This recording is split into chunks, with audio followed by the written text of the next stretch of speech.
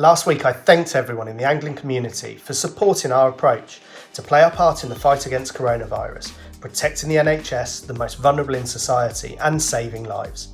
I'd like to again say a huge thank you to everyone who is taking responsible action and for the support that we have personally received. I wanted to give an update and share some of the work that the Angling Trust have been doing on behalf of our sport. Well, our report to government has been submitted. It's called When We Fish Again, and it's a carefully researched, sensible, phased plan for the reintroduction of angling as soon as possible when the government decides that the time is right to lift the coronavirus restrictions. Now, with the support of the All-Party Parliamentary Angling Group and contacts within government, we have made detailed representation setting out why angling should be at the front of the queue when the government feel it is safe and appropriate to begin lifting restrictions. One of the great parts of this proposal that the Angling Trust have put together is data that's been collated from across Europe. We've seen in a number of the countries of the highest number of cases and tragic deaths that fishing has been banned during that whole period. However, in a number of the countries of the lower cases, fishing has been allowed. Now, that's not to say that fishing is a cure or a remedy for COVID. We would be absolutely daft to even suggest that. What it has shown is that fishing hasn't contributed to the pandemic in a negative manner. And if we follow the clear guidelines that will be set out from the Angling Trust, should fishing be reintroduced, the self-isolating and the social distancing measures that we'd all need to adhere to, that fishing can be reintroduced safely and ensuring that our loved ones and friends are not negatively affected by anybody going fishing in the future. There's not many sports that give you that physical and psychological release that we all crave so much right now. But fishing is one of them, and it adheres to the government guidelines of socially distancing, and it's so easy to implement. You know, many moons ago, people used to think that I went fishing on my days off to rest.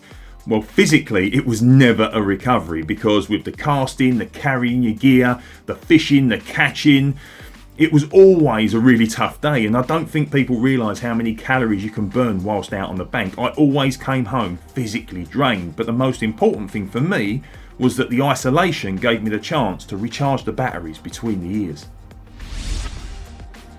Embryo Angling controls 25 different lakes spread between Yorkshire and Oxford, and almost every single one of these has been broken into over the last few weeks. The amount of vandalism has been extensive. There's been poaching by people at night breaking into our venues, and our volunteers have spent considerable amounts of time either repairing fences or actually policing the venues to stop people breaking in. So by allowing angling again, there will be a human presence on these venues, and this vandalism and poaching will stop immediately. Often I hear sea anglers ask, what exactly does the Angling Trust do for them? Well, I can tell you that in the past weeks they've been campaigning at the highest level to try and get sea angling reinstated as soon as possible. And our next job, as we head up to the review of the restrictions on May the 7th, is to mobilise support both in Parliament and within the angling community to get everybody behind these proposals and to make it quite clear to ministers that the angling community in Britain have reacted responsibly thus far and can be trusted to follow the guidelines set out in these proposals, bring our sport back in a phased and sensible way that doesn't put our NHS at risk, that doesn't jeopardise the fight against the coronavirus, but gets us back on the bank where we all want to be as soon as possible. I want to be absolutely clear that restrictions on angling have not been lifted. That decision must remain with the government in order to align with the national effort to combat the transmission of coronavirus and support the work of our fantastic public services.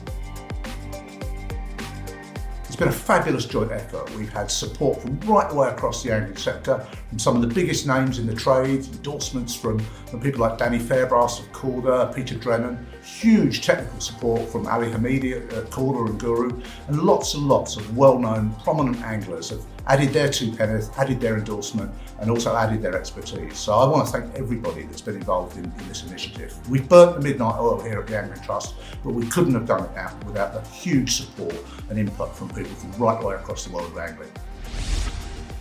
We've delivered a safe, sensible and phased solution, and we will continue to represent recreational angling to get this guidance implemented as soon as the government deem it safe and appropriate to do so. To find out the full details of our phased guidance, please visit the Angling Trust URL and share this amongst the fishing community. Thank you for watching, stay safe, and if you aren't already a member of the Angling Trust, please join us. We need your support now more than ever to represent our sport. Thank you.